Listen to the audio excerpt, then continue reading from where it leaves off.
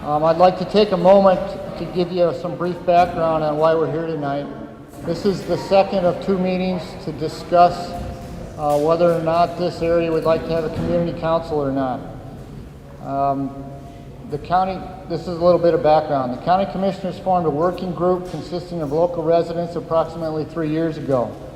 The purpose of the working group was and continues to be to make recommendations to the county commissioners regarding the redevelopment of the local Milltown, West Riverside, Bonner, and Pillsville areas during the remediation and restoration efforts that include the removal of toxic sediment located behind Milltown Dam and the ultimate removal of the dam itself. In addition, the working group has offered and continues to offer comments to both the remediation and restoration efforts. In the working group report to the county commissioners in March of 2005, one of the recommendations that the working group made was to give the citizens of the area an opportunity to decide if they wanted to form a community council. The purpose of this meeting is to provide information about community councils and help you decide yes or no on a vote next Tuesday the 2nd, whether or not you as a school district resident, want a community council. The opportunity to vote again is May 2nd. It's the school election ballot. We have an interesting panel, although people have scattered tonight. We have Gary Matson. Gary, you can put your hand up in the air. He's a local business representative. He owns a business in West Riverside and also lives in West Riverside. We have Tom Wolf. Tom is over here. Tom is a Lolo Community Council member. So ask some good questions. And Jean Curtis. Jean, can you put your hand in the air? Jean is out in the crowd. She's a county commissioner, and she can talk about the community council process, the two community councils that are in existence, and there are some other communities, Frenchtown, Petty Creek, and East Missoula that are considering having, and Swan. Okay. We also have Mike Sasted. Mike, can you raise your hand? Mike's here tonight to answer legal questions if they come up. We're going to have a couple of quick announcements, and then Gary's going to present a little slideshow about community councils, and then we'll open the floor to questions, and you folks will have an opportunity to ask questions of anyone. I'd like to point out a couple of other guests that we have. Peter Nielsen. Peter is in the back from Missoula County. Peter's here to answer questions about the ongoing remediation, restoration planning effort, what's going to happen when, effects on area wells, who will do what, that kind of thing. And we also have Mike Custodia. There's Mike. Mike from CFR TAC is here to answer those types of questions as well. So with that, I'm going to ask Judy Matson, where's Judy, to come up and briefly talk about the pictures in the back and also talk about an opportunity for a roadshow. If you folks have, now remember, it's next Tuesday, so between now and next Tuesday, if you have a group that you would like Judy to come talk about community councils in front of, she'd be willing to do that. And after, turn my page here. After Judy's done talking, I'm going to ask Mike to come up and talk about Milltown Mondays real quick. Okay, I noticed a lot of you have had a chance to go back and start looking at some of the pictures already, and this is one of the actually exciting projects that the working group is undertaking in conjunction with Bonner School and the rest of the community. The pictures that are on display on the big posters are a part of what is kind of unofficially been called the Jack Demmons Collection. And 30 years ago, when Bonner did its bicentennial project, we were writing history of the community, and we began collecting these wonderful photographs. And of course, there were eventually about 1,600 collected, which are way more than the book would hold. But Jack diligently, with the support of the Bonner School trustees, the PTA, and the Hellgate Lions, made sure that these pictures were collected, and to some extent there was documentation of what the pictures were. Some of the people that brought them in didn't know who some of the people were. I'm sure we all have pictures like that were our parents probably, and we thought, well, that might have been Aunt Emma, but I'm really not sure who that was. So what the project that we're undergoing right now, in addition to just the pleasure of the community to be able to see these pictures, is to save the Devon's collection for future use. This is it. This is what we have. We don't have the negatives, nor do we have the kind of documentation wasn't done 30 years ago that is done now when things are turned in for historic preservation. And in addition, glue doesn't last forever, so the pictures are loosening, they're starting to come off. Every time we get them out and use them, they endure a little bit more damage, even though the school is doing a wonderful job of taking care of them. So our project is going to be to digitize these photos so that they can be carried forward into the future for viewing for another 30, 60, 100 years into the future. So if you are looking at the pictures and you recognize a picture that maybe someone in your family or your neighborhood might have turned in, please make a note in those little notebooks that are attached to each of the posters. And, or if you have, you say, well, there's a blank there by this person, I know who that was, and write it down so that we can begin completing more of the collection. I also put on the back table a copy of the catalog of the collection that Kim Brigham has done, which probably has done more to save this collection than anything else, because otherwise we would not have known how to find pictures when we were looking for them. So a big thanks to him too. On May 2nd, there are going to be more of these pictures on display during the day of polling. So if you want to mention it to anyone else who you think might know something about them, please tell them to be looking for them, and maybe they can record some things. May 17th, we're having a party in the Bonner School Library. This book, this Grassroots Tribute, The Story of Bonner, Montana, was written for the bicentennial project of our community 30 years ago. This is the 30th anniversary. It's also the 120th anniversary of the founding of the town of Bonner. So on May 17th, 7 p.m. to 9 p.m., we're having an anniversary celebration reunion of many of the people who are still in the community who worked on this book, and then, of course, all of the residents of the community. We want everyone to come and just have a good time reminiscing about how things have changed in the last 30 years.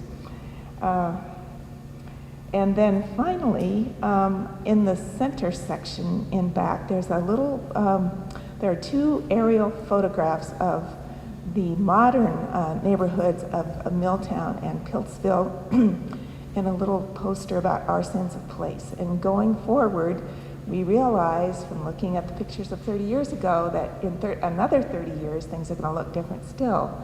And so we would like you to write down anything that you want to be remembered into the future. Like my grandmother lived here in Piltsville, and I used to visit her when I was a little boy. Or, our family has had this house for 3 generations, and just, it doesn't have to be a book or anything, but there's some cards back there, and if you just put a numbered tack on the house that you want to write about, write that number on the card, and then just stick the card in the pocket back there. Then this will be a beginning for us to go forward in preserving the history of this really dynamic place. So I hope you can all come on the 17th, and also on the 2nd when you come to vote, but you'll enjoy looking at the pictures again. And Mike, you want to talk about Milltown Monday? I'm Mike Custodia with the Clark Fork River Technical Assistance Committee, or CFR Tech. We are an independent citizens group that works with the EPA and other agencies to provide good information about the cleanup and the restoration of the Clark Fork River, including the Milltown site, but all the way on up to Opportunity and beyond.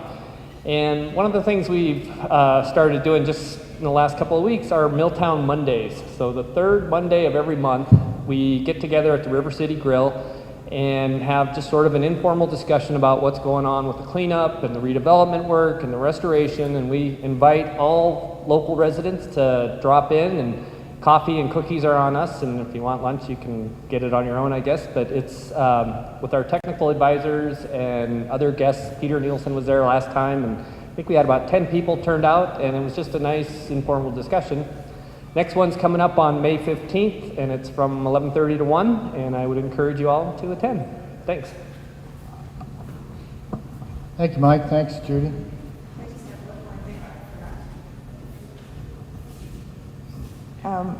In the newspaper on Saturday, you might have noticed the information about the different museums in Missoula that are commemorating the Milltown Dam.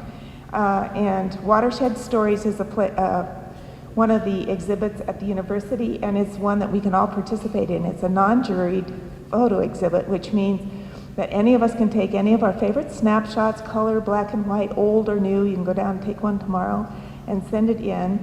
And these will be on display at the Museum of Art and Culture at UM. So if you want to participate, if you got a picture that you just love and would like to help commemorate the removal of the Milltown Dam by one of your memories, I put some of the entry blanks on the back. So please pick one up. It's got all the information on it that you would need to enter your picture. Thank you. Gary, I'm going to ask you to give us a little presentation, your PowerPoint, and then we'll open up the floor to questions. Thank you, Carl. I'm really happy to see some of you here that were also here last time. The only problem is you have to watch the slideshow again, so I mean, you can take a nap if you want to during. I did change a few of the slides, so there are a few different things. And I'll fire this thing up, and if we're lucky, it'll actually work. Well, this is about, believe it or not, the question of whether or not the community wants to have a community council. The election being on May 2nd. Coming up fast.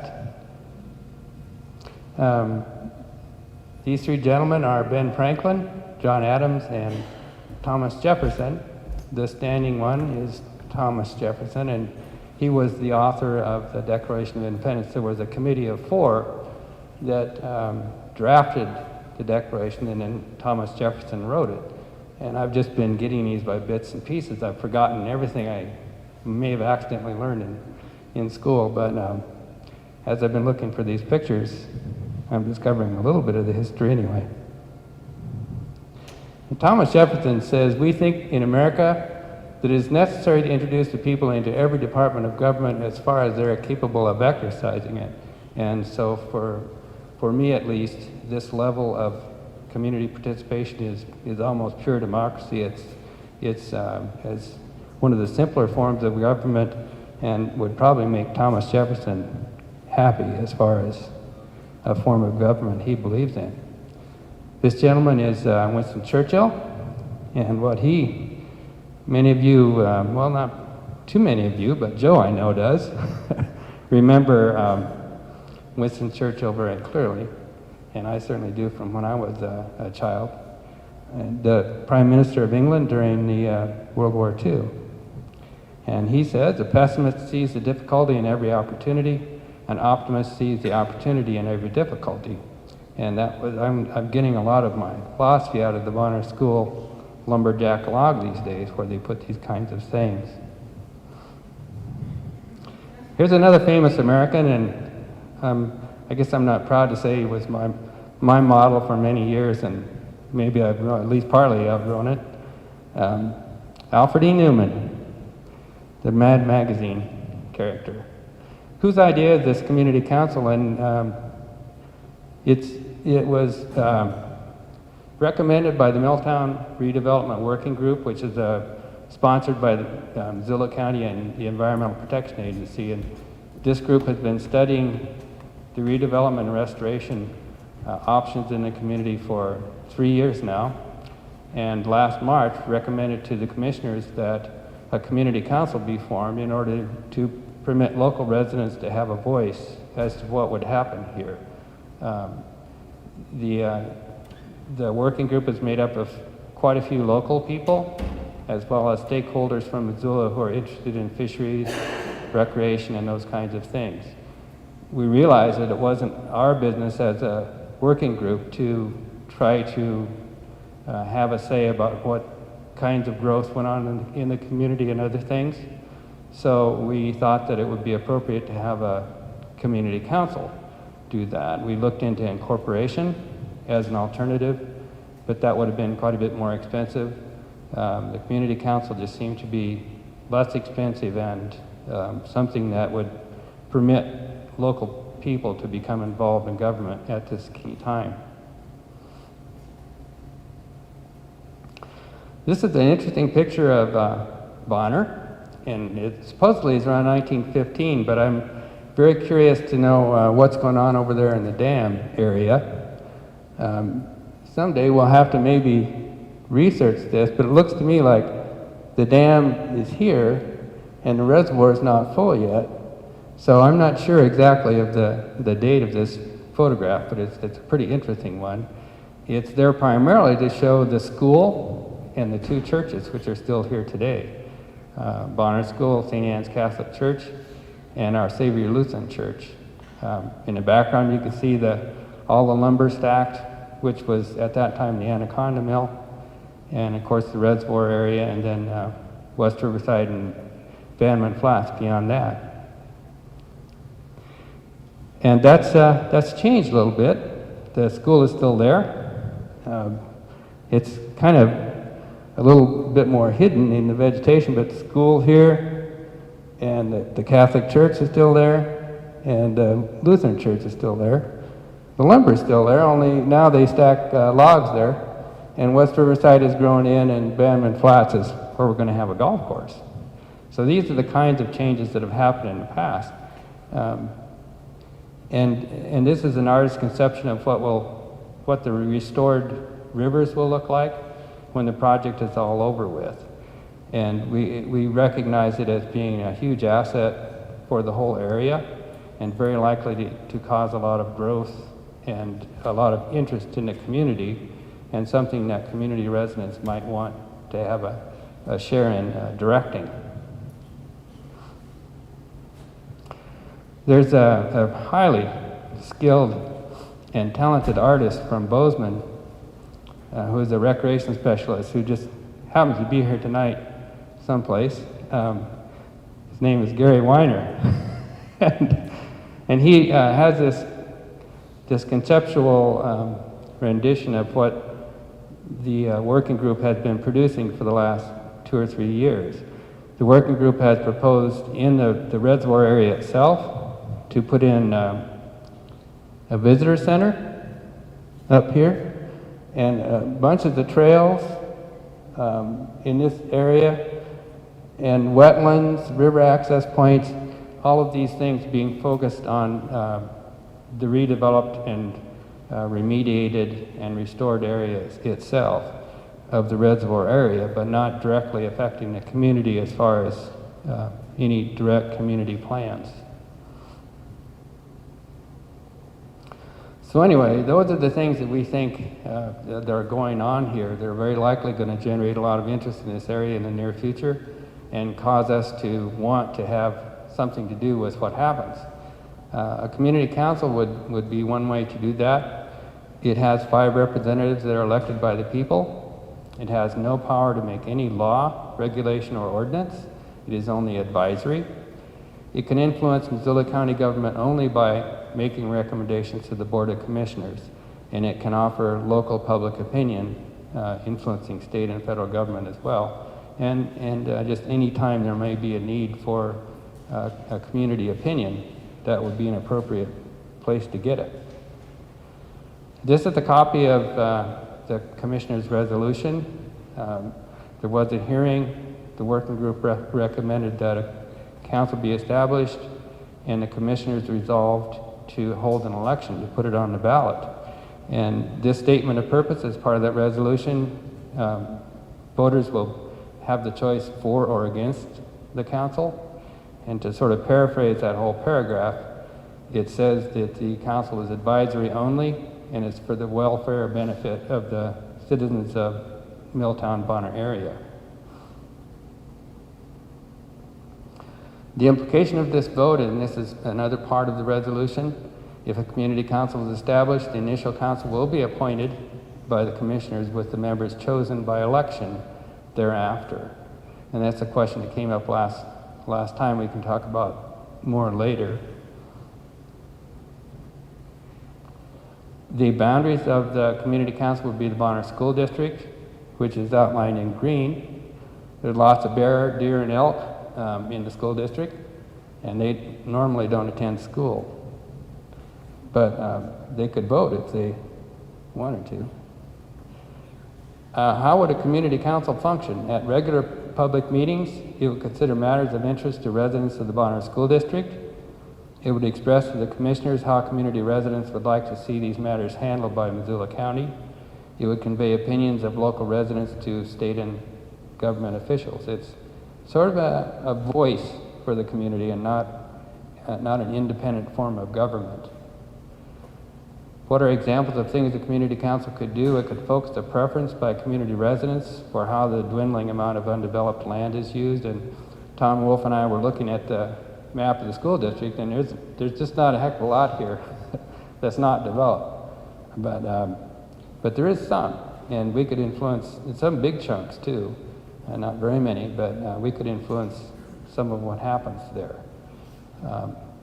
The council could plan and obtain funding for various community projects, community beautification, historic preservation, recreational facilities. It could call attention to public needs such as safety and road maintenance, those kinds of things. What have the Cedar Lake and Lolo councils done, and Tom will be able to tell us more about that if there's questions about that. They spend time hearing subdivision proposals from developers, and they're getting pretty good at identifying problems for the developers so that developers are anxious to have this process take place with those community councils because it can help them take a better proposal to the commissioners. And plus the residents have a chance then to influence some of the things that happen in that development. Community improvements have taken place in Sealy. They built a trail that connects various elements of the community to each other. The school, the airport, and the downtown, I believe, are included in the trail loop that they've put together. And in Lolo, they've established an area in a highway median that they're landscaping and making attractive. How much would it cost to operate a community council? It would provide, the Missoula County would provide $1,000 each year from our countywide tax dollars for council operation. Community residents themselves will pay no other fee or a special tax or other cost. And all of us recognize that $1,000 isn't a lot of money, but you can do some things with it anyway. A community council does allow democratic representation through elections, provides a unified representative community voice to the Missoula County Commissioners as well as state and federal governments. It provides a simple way for citizens to organize. It provides an opportunity to voice ongoing local opinion regarding local issues. It provides a way to help residents to find resources for community improvement projects that aren't funded by tax dollars. There's grant writing. The county staff is available to participate in help councils obtain grants and other types of funding for proposals that they might generate that aren't going to increase taxes.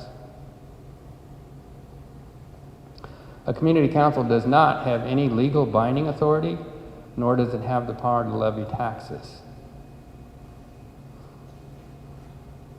The first 5 council members to serve will be appointed by the commissioners, and you can ask me for an application, or there are some over in the table. I don't know how many have been received yet, but 3. Well, that's good. We need 2 more.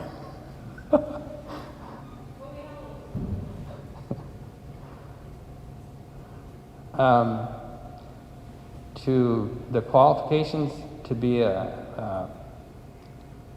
to be an applicant or to serve in the council are, must be a resident of Bonner School District 14, age 18 years or older, committed to public service and representative government for Bonner Milltown residents.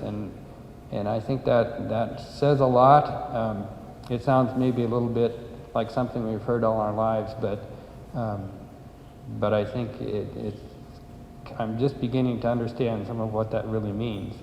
And some of the others of us that have been working in the working group for these 3 years, I think similarly have new ideas about working together on projects.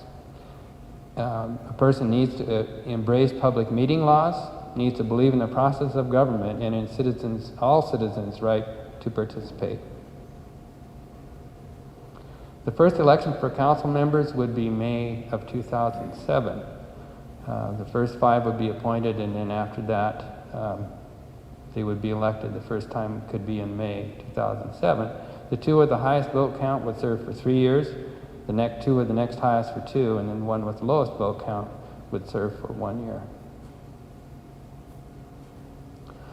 And here's some questions that came up last time, and it was really a valuable session. There was a similar number of people here, that we weren't overflowing and falling out the doors or anything, but there were some really good questions that came up, and here are just a few of them. Does the cost of holding an election come out of council funds?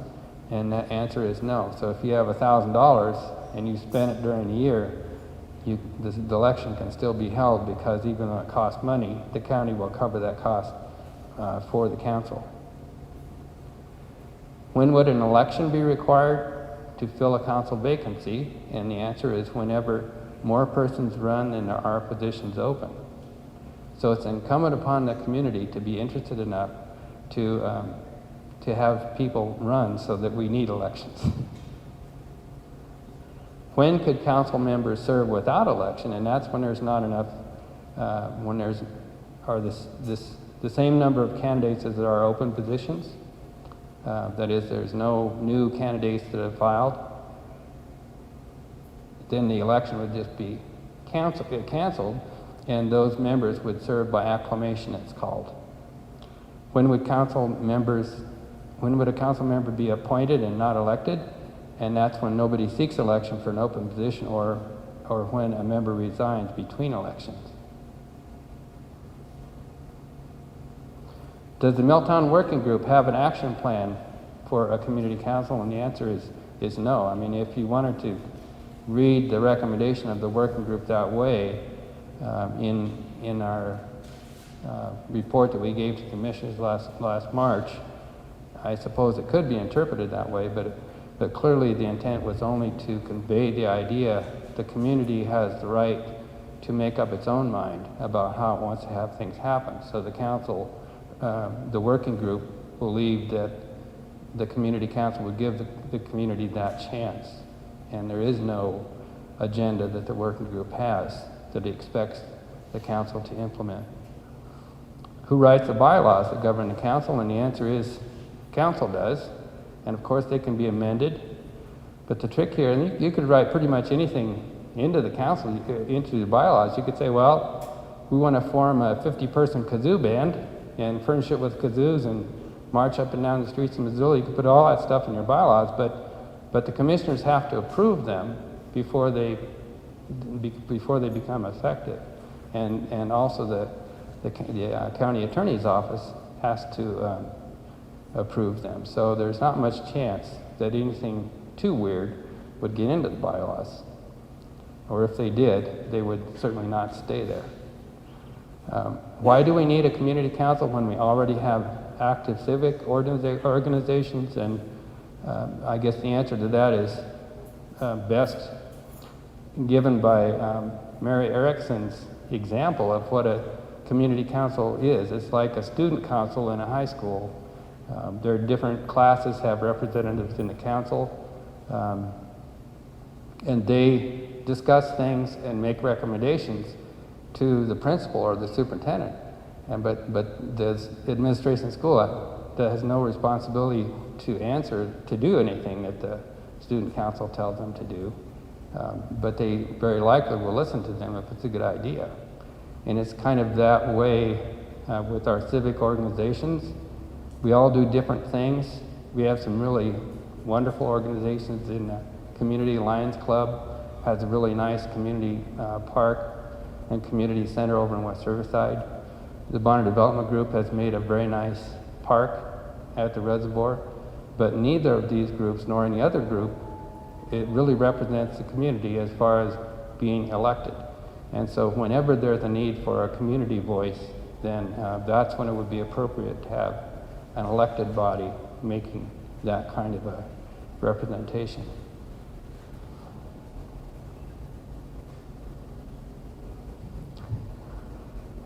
If you would like to have the Speakers Bureau come and visit your house or your club, call Judy Matson, and I promise you she doesn't ever talk that much.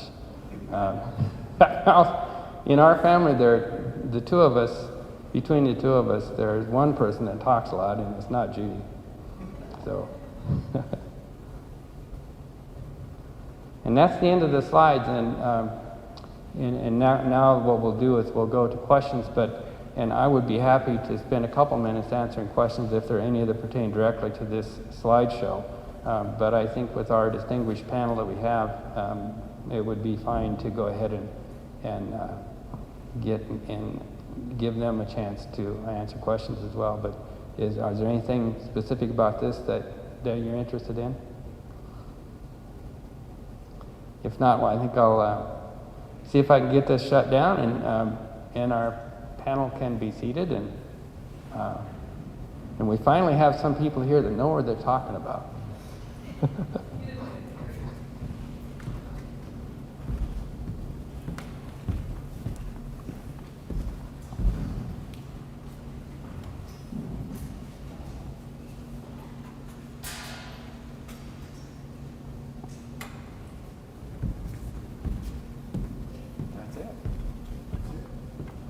Okay, it's now your turn. It's time for questions. Don't tell me there aren't any questions.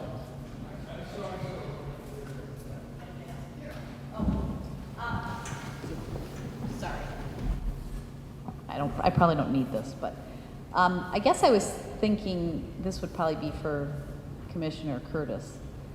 How are you going to deal with all these community councils? I mean, I'm part of the working group, and we decided that this is a good idea, but I got to thinking, like, how are you going to deal with all the, all the issues that come from all those communities? This gives you a minute to think about the answer. Actually, I think the commission will look forward to it. Missoula County is a huge county. It can take you 3 hours to drive from one end of it to the other. So we can't get out into the public or out into the more rural areas as often as we'd like to. So to have an organized place for people to voice their opinions and talk about public safety concerns, look at subdivisions that are coming into your area and give us feedback will be very helpful to the commission. So I think we look forward to it. And sometimes there's controversy comes with that too, but we get kind of used to that.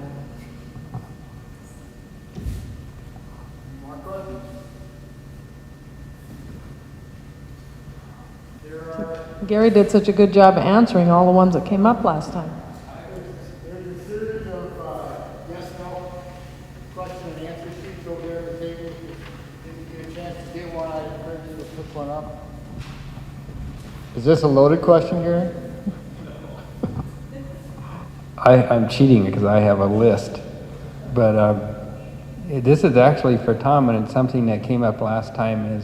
And you might know better than anybody. Were there any particular issues that were behind the formation of the the Lolo Council? Was there something that happened in the community that made people say a council would be really appropriate, or? I think before I was probably even born. But one of the reasons why I got onto it was to help things in the community. I mean, some things I didn't like that was going on, and the only way that you get your voice heard is by going to the meetings. And they asked me to attend the council because I kind of have a big voice or a big mouth, and that's why I got on, was to help out the community.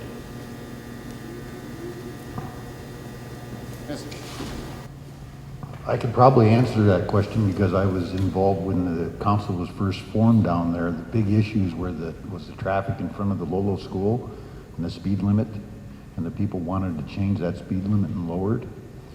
And then the second thing was the stoplight there that wanted on the corner of Highway 12 and 93. And that was two bigger issues besides, there was a couple law enforcement issues also. Why did the residents think they needed a council to handle those issues? Because they felt that they would have better representation. They would have people that knew the commissioners, knew the people in the county attorney's office, worked together so they could call them up, you know, most any time and have a good conversation in an appropriate manner where they would be listened to. Basically, that was it.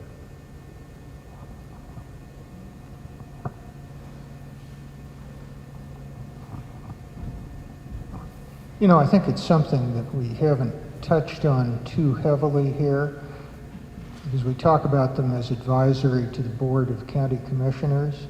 But another thing that community councils can do is provide a community voice directly to state agencies like the Montana Department of Transportation. And it becomes a strengthening of whatever the commissioners can do to have that direct community push toward you know, a particular issue. Traffic lights, what triggered my thinking on that particular point.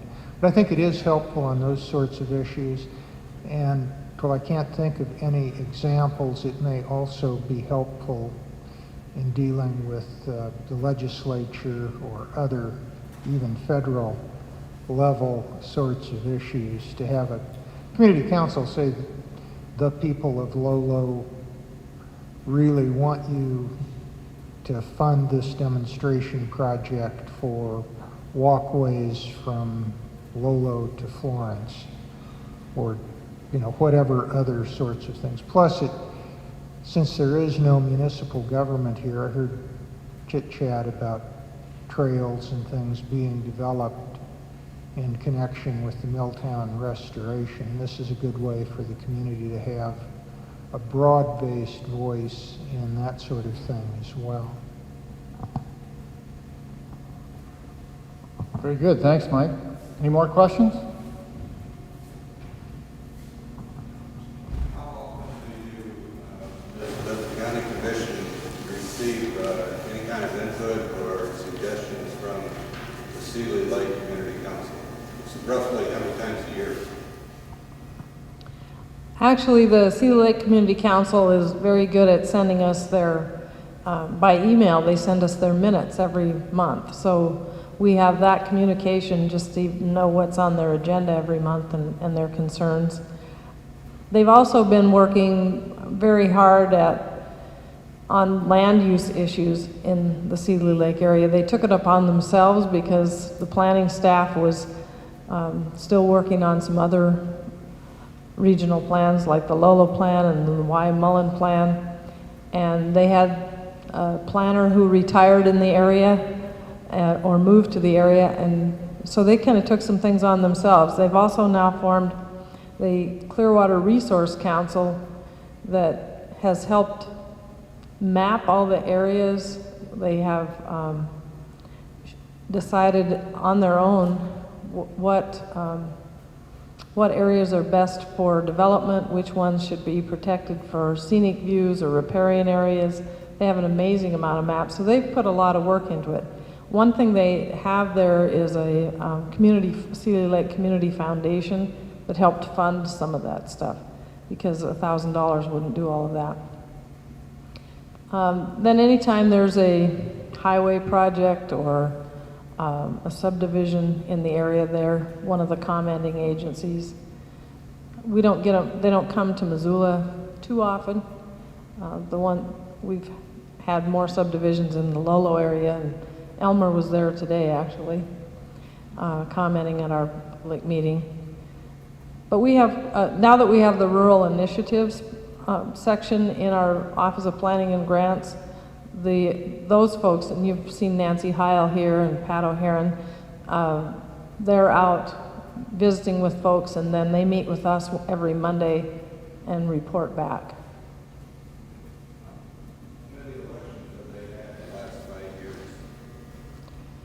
Well, they have the opportunity for an election every year. Sometimes the people drop out in the middle of a term and the commissioners have failed. Right now, they will be, nobody decided to put their name in the hat in time to be on the ballot. So we're going to be advertising for, I think that's a discussion item on our agenda. One of our agendas next week is when to advertise that there's some openings on their council. So they haven't had too many elections, they've been more appointments, so people put their name in and we interview them and choose somebody to fill a seat. I'm just curious about in Lolo, what's the level of interest been like in the races and just in the council in general? How long has it been around for one thing, and then when there are seats open, are they contested seats? Are there people vying for them, or are they been appointees? As far as how long they've been around, I really couldn't tell you. We have, I believe, 7 seats, and we have only 5 people. I haven't seen them contested. I haven't paid attention. I have. There was one race that there were 4 people vying for 2 seats. Now, look, you don't have 2 openings, do you? Yes. Okay. You want to move back to Lolo? More questions? So is that why you decided on 5? Is that why you decided on 5 here? Because you felt like 7 was maybe too many people, or? Sometimes it's hard to keep all those seats filled, and your bylaw, we could always amend it later. That was our legal advice, that if there was a lot of interest, we could always amend it. You can also have ad hoc people. I know in Lolo they also, you have a liaison to the Lolo Sewer and Water Board, and you. So, you know, you could add lots of subcommittees and things to connect to other organizations in the community. As to why 5, when it came to the commissioners, we didn't have a lot of guidance, and I think I threw out 3, 5, 7. The only guidance is it has to be an odd number greater than 1. And the 5 just kind of seemed to be what came out of the hearing as consensus. So that's what the commissioners directed me to draft, and that's what I did.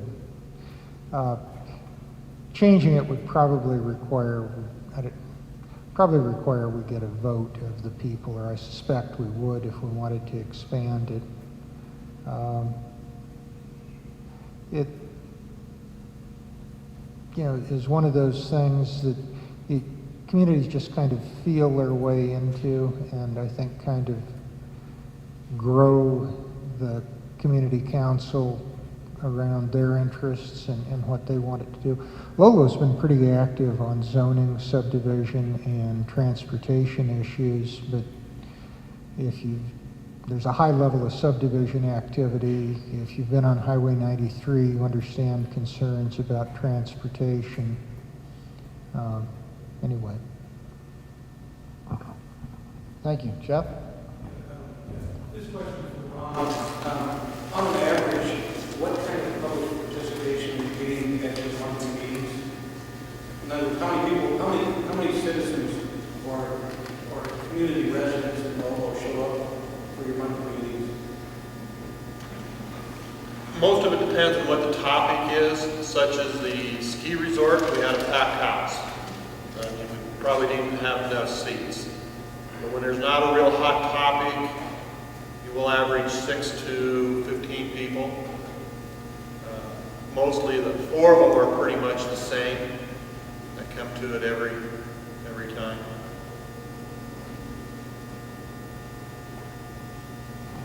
Judy? I'm curious to know, how do you communicate with the community? One of our big challenges, anytime we want to have a meeting or anything else, is getting the word out. So does the council have a way that, you post your agenda ahead of time, or how do people find out what's going on other than coming? Our meetings are the same time every month. The postings, we've done flyers. We have topics going out. We also make a posting at the post office. Majority of the people see the postings there at the post office. The school will send out flyers. We'll do a combination flyer with them going out. So the children will take them home to the parents. Do you use email? Not that much, no. Mostly the email is within the council themselves and other organizations that are around. Do you have committees as council members, or are you just there to receive information from the community and pass it along? The members are there mostly to pass information along. I know we've had committees in the past. A lot was doing with the bike trail and the medium and everything like that.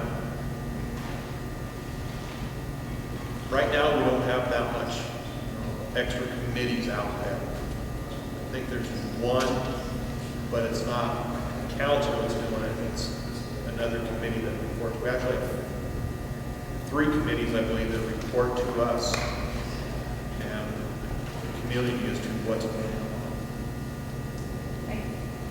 So you make them a regular item on your agenda? Yes.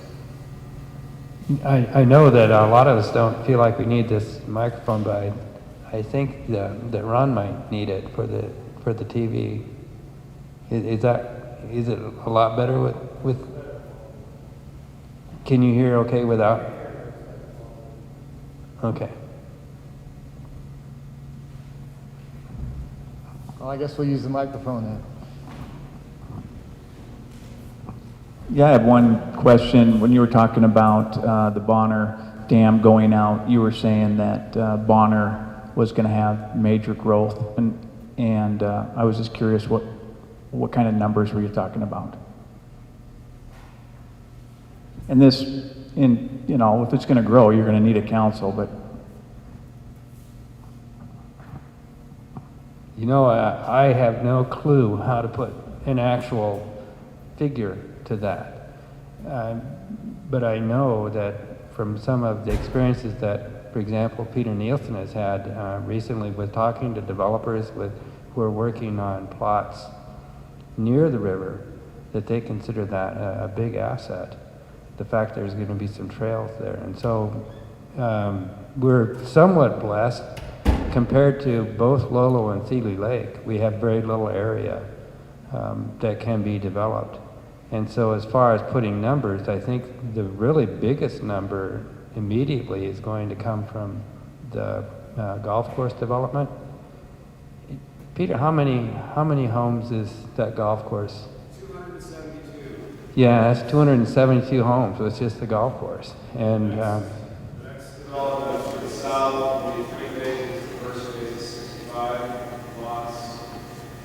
And up the river here west of the road right now, you've got 5 lots in the division coming in. So those are some things that are active. yeah, if I had to dream a number for residences, I guess I would dream somewhere like maybe 500 locally. But please don't hold me to that. But then the other kinds of things that might happen are because of the type of restoration that's going to happen there. It's going to be recreationally based.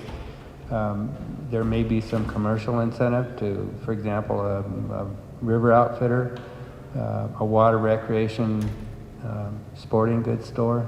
Those kinds of things would be new incentive for new commercial growth as well. And plus, people like to live in pretty places. And so we have some area here that still could develop new commercial establishments. And those kinds of things might like to have a pretty place for their employees to live. And I know that happens. We certainly don't have anything like that on the radar screen right now. But it's a good question. I don't know how to quantify it other than that. Yeah. with you guys forming a council, and I'm looking, I don't live here, but I know this area pretty well. I look at East Missoula, I look at Bonner, and I look at Clinton. Do you guys have any plans for putting in a satellite high school that all three of these communities could share?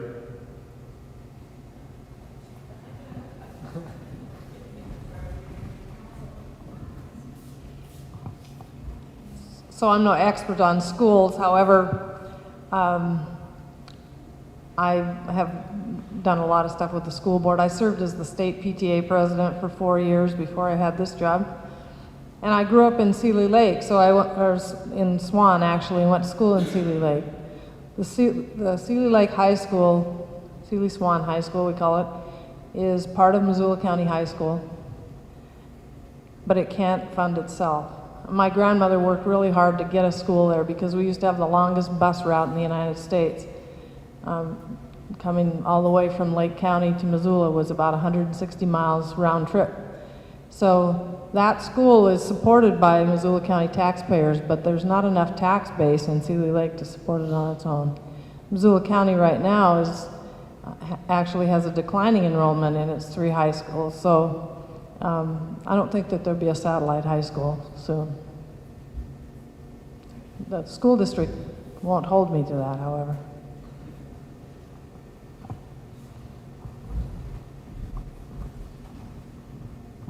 The Montana Supreme Court goes on the road every spring and comes here to Missoula from Helena and hears a case. Do the commissioners go on the road to do their business, the 3 of them, and convene a meeting in Lolo or Sealy Lake?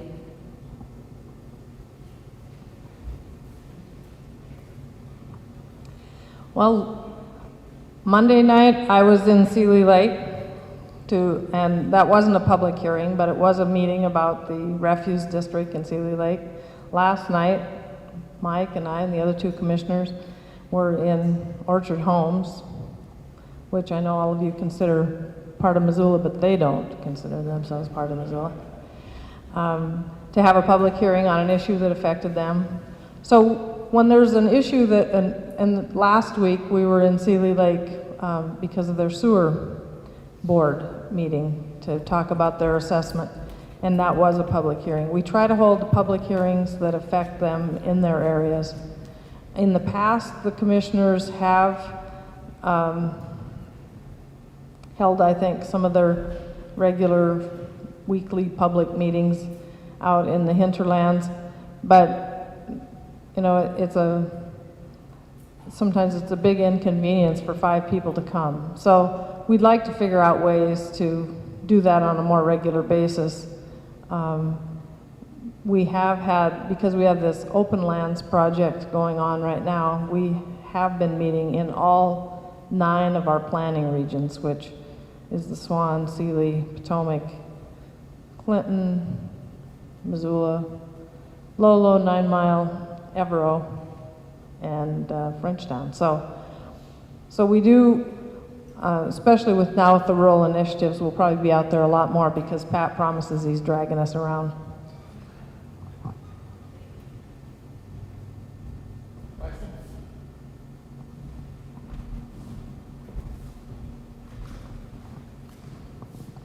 This question's probably for you also. The applicants that you have received and potentially will receive, is that information public record, or is that off limits to the public? Everything that comes to the county is public record. Everybody hear that? Once we open the mail and stamp it received, it's public. So right now we have 3 names. I can think of 2. I know Toby Dumont has put his name in. Jill Russell has put her name in. And there's one other gentleman that I'm just drawing a blank that lives on Juniper Drive.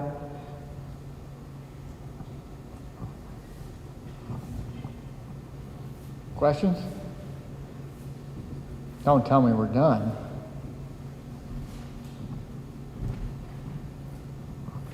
would you guys like it if I just went through about 3 that came up from the last meeting and just read those off? Because they were, I think, good questions, and people wanted to know them. So I'll just ask them. One is, what criteria would the Board of County Commissioners use in making their appointments as you evaluate the applications? What guidelines do you have? Do you do interviews or?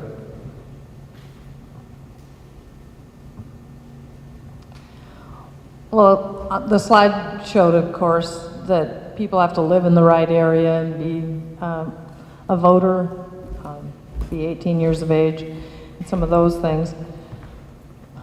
Mostly there's a spot on the form, and also we encourage people to write on the back, tell us why you want to do this.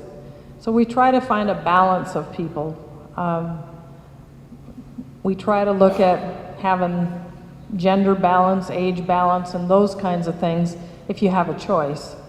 But if, it was all 5 men and they were all 26 and parted their hair on the left side, but they all seemed like good people, that wouldn't keep us from appointing them. So usually when it depends on the year, the sign of the moon, and all kinds of things on how many applications that we get. But usually unless there would be 50 applications for one, we usually interview everyone. So, and there are a couple boards that we get lots of applications for. Larchmont Golf Board, that's the favorite board in the county. And so we don't necessarily interview everyone. We put all the names in a file and we pass them around the office, and the commissioners make a note as to whether they want to interview someone on the list. And like I said, if there's only 5 people or 10 people, we'll probably interview them all. And just ask people why they want to be on the council, what kind of experience they bring to it. We usually ask them if they have any experience in being on the side of a controversial issue or being involved. And sometimes we even give them examples. So what are you going to do if you know that the law says this and this and this, and you have to make a decision and everybody's just expressing their opinion based on emotion? We try to put them in our shoes just a little bit. I can't remember, did we interview you, Tom? Tom was probably the only one, and we just said appoint him. Actually, we also look at who recommends them, and we often get letters of recommendation from friends and neighbors and acquaintances. So we try to pick somebody that we think will listen to the people, will participate well, understands that once they are an appointee of the commission, that they have to deal with open meeting laws and public comment, and that you have to learn to smile. You have to have kind of a thick skin, because issues can get heated. Does that answer your question? I can't remember who asked it now. Who did ask that question?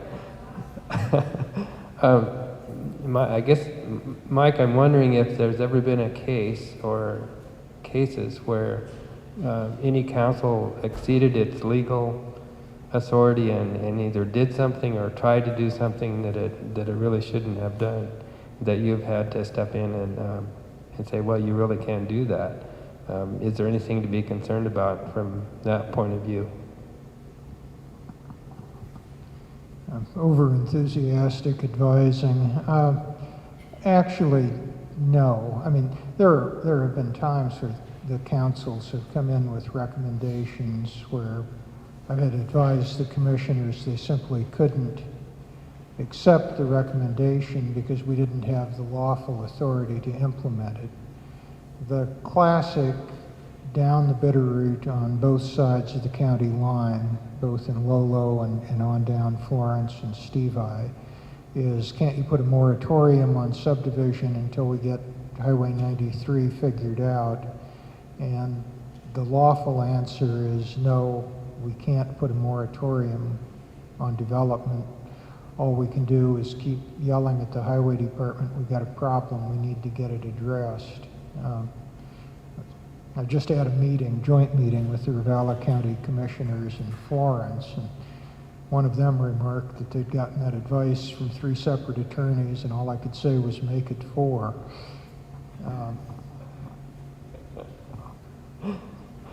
Thank you. One question that came up last time was that instead of appointing the first members, would it be possible to just not have anybody appointed and then go to elect them for the first time in November?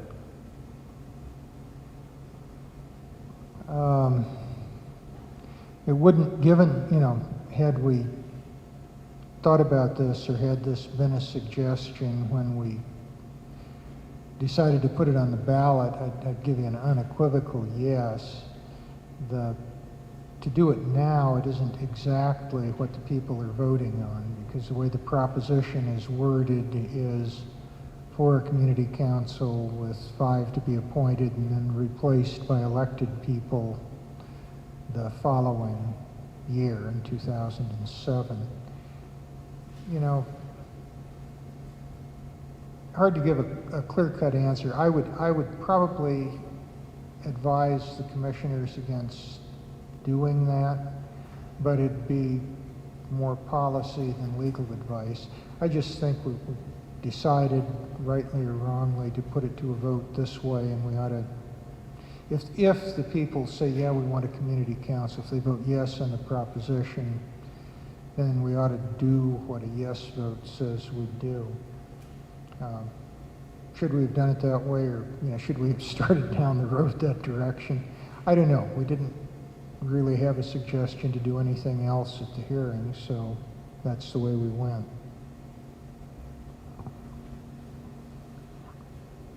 I agree with Mike, mostly because when we had the public hearing about whether to put it on the ballot, that was what we proposed to do. So I would hate to change horses in the middle of the stream when that was what we said we were going to do then, and nobody objected. If they had at the time, we could have considered something different. Is there a due date for applications if the voters approve the formation of a community council? How late can they apply to be a council member? You want me to do it, Gene? Really is a policy question. I suspect that if there's a yes vote at the election, the commissioners will actually publish notice and try to get notice out in the community that they're soliciting applications, and they'll put a deadline in for receipt so they can start the screening and selection process. I'd guess probably about 30 days, but that's a policy question, and kick around what's fair and what seems like enough time. Right, we would put an ad in the Missoulian and put the word out other ways, and just put a deadline for receipt. And we usually, we count on the media to get the word out for us. So sometimes if we submit something to the Missoulian, for example, on Monday and think they might put it out on Saturday, they might not have room and do it the next Saturday. So we don't like to make our time too short. So it'd probably be somewhere around the end of May or something, and so that we could do some interviews in June. And then we'll be working on budgets, so we have to fit it all in. Well, and that's actually all on my list that I think hasn't been covered. So are there any other questions that anybody has?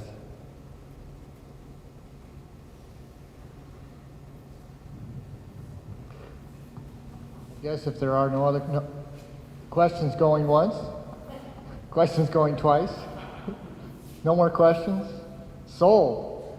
I guess if that's the case, then we encourage you to stand up and go look at the poster boards, put comments on for Judy and historical. If you have comments on the ongoing work, the proposed trail system, see Peter, Wells, see Peter. We got Mike Custody here to talk about restoration plans if you have questions. See Mike. We also have, is it punch and cookies, water and cookies, whiskey and cookies, lemonade and cookies over here to, for you folks to participate in. There's information at the table. There's some yes/no questions. Some of the questions that I'm sure that Gary read are answered again over here. There's an MCAT schedule for the 5th meeting.